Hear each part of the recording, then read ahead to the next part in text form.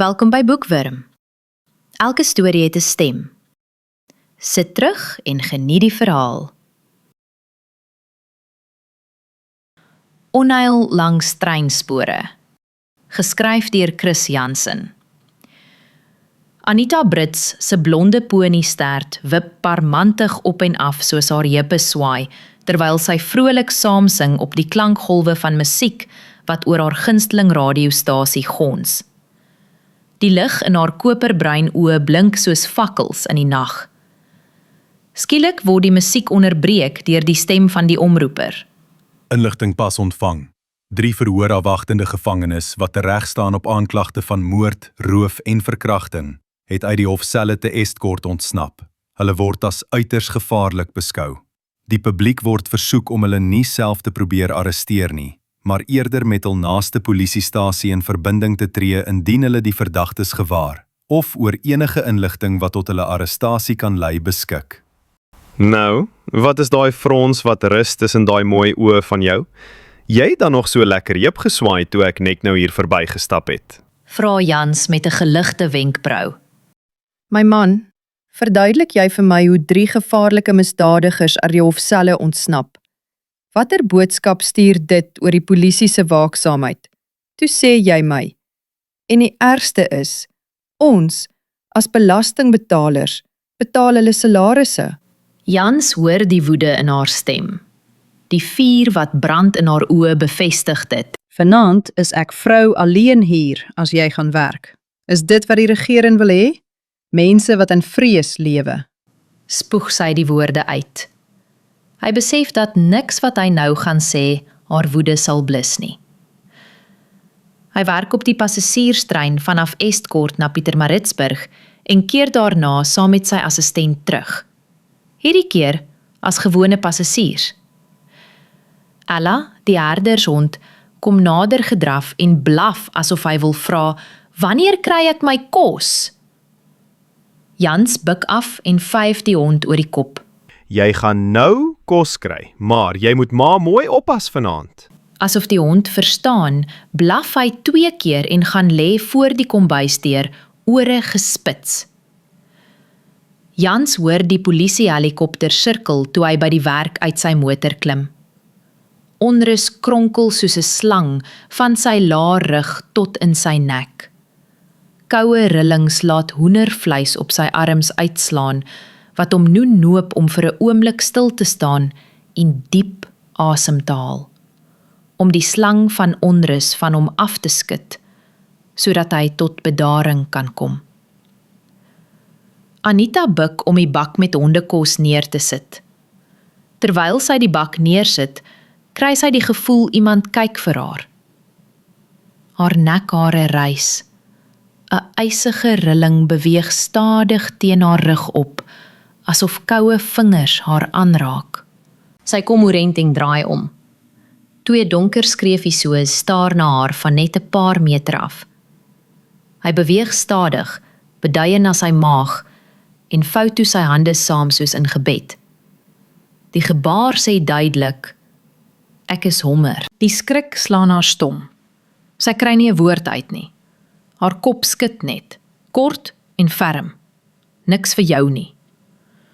Haar hande bewe toe sy hom agterna kyk.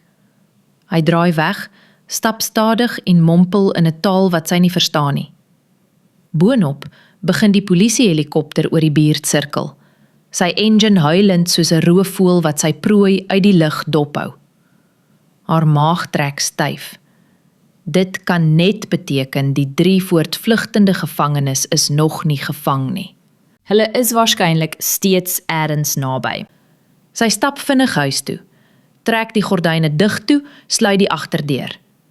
Dan stap sy sitkamer toe. By die voordeur uit op die stoep gaan staan sy en roep vir Ella. Met Ella die herdershond langs haar, voel sy ten minste 'n bietjie beskerm. Sy sluit die voordeur, draai die sleutel en steek dit in haar sak. Jans het sy eie sleutel. Indien hy vroeër van die werk afkom, sal hy self kan oopsluit. Maar tot dan bly sy wag, luisterend na elke geluid buite. Mysterieus en onheilspellend lê die maan se ivoorlamp verskans agter donker wolke en flikker soos 'n kers in die wind. Op die walle van die Wagendrifdam skyn die Kadak gaslampies van vissermanne wat besig is om te hengel. Die elektriese lokomotief steun en kreun terwyl dit die steilte opklim met sy passasierswaens, waar 3 ongiere wesens skuil in die bosse langs die spoor. 'n Hoender wat hulle aan die buitewyke van die dorp gesteel het, word oor die kole gebraai. Die vleisreuk meng saam met die soet dagga-reuk en dartel deur hulle neusvleuels.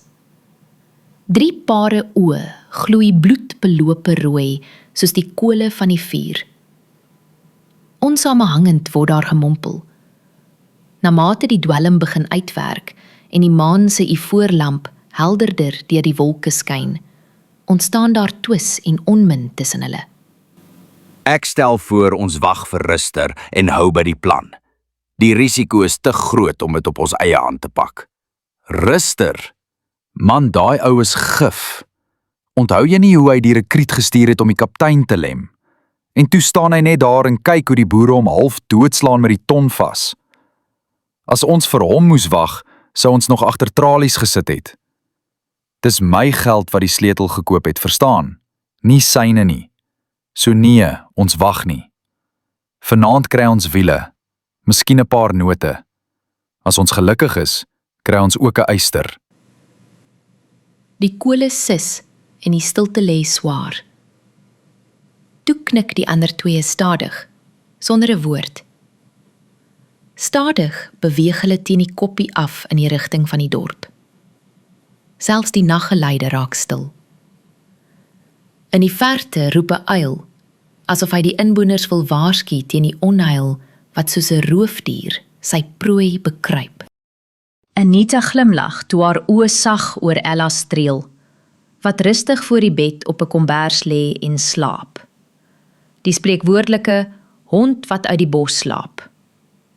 Tog, ten spyte van die hond se kalmte, kry sy nie die gevoel van onrus afgeskit nie. Dit klou soos klitsgras aan 'n kous. Die hond lig net sy kop toe sy uit die bed opstaan om vir haar tee met kondensmelk te gaan maak. Maar besluit tog om saam te stap. Ella gaan lê in die gang voor die deur wat na die sitkamer lê, terwyl Anita in die kombuis die tee maak. Sy ruk en skrik toe die hond blaf in die sitkamer instorm en voor die venster gaan staan, grom en blaf. Hoe hy dit reg gekry het, weet sy nie. Bliksem, uiter sy kras toe sy die kat in die ligkol sien, net voordat dit in die donker verdwyn. Haar hande bewe liggies, merk sy op, terwyl sy aan haar kondensmelk tee roer.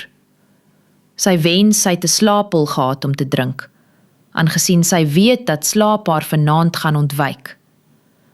Dalk is dit beter so, want sy wil nie met haar broek op haar knieë gevang word nie. Dit is nou goed gesê, dink sy, en maak haar boek oop om weer aan haar roman te lees. Daar is dit weer. Die knars van klippies onder voetsole. 'n Silhouet afgeets teen die stoepmuur. In die verte hoor sy die trein fluit. Skielik is alles donker, asof die maan self vir die onheil agter die wolke gaan skuil het. Bewegingsloos bly sy lê, te bang om te roer. 'n Benoudheid kruip teen haar keel op, druk dit toe en sny haar stembande in repe. Sy gil, maar geen klank kom uit nie. Angsweet parel op haar voorkop en brand in haar oë. Die skaniere van die kamerdeur kraak toe dit oopswaai. Haar lyf is snaarsnydend gespan.